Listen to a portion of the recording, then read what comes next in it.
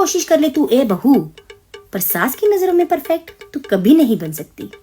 यही परम सत्य है।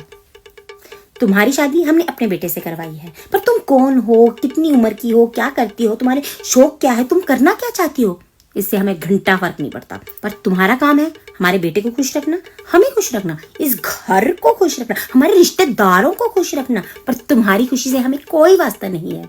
यही परम सत्य है। तुम्हारा व्यवहार जितना मर्जी खड़ूस है, पर तुम फिर भी ससुराल में अच्छी बनी हो, क्योंकि तुम्हारे माँ बाप का संस्कार का बोझ तुम्हारे सर पर है। पर फिर भी तुम्हारी तुलना दूसरों की बहू से करी ही जाएगी। यही परम सत्य है। तुम भले 100 अच्छे काम कर लो और तुमसे एक छोटी सी गलती हो जाए, वो 100 काम गए भाड़ में, और छोटी गलती को उछाल उछाल कर सबको बताया जाएगा। यही परम सत्य है। अपनी बहू निकम्मी और दूसरों की बहू चवन्नी लगेगी, भले उनके घर में बखेड़ा पड़ा हुआ हो। यही परम सत्य है।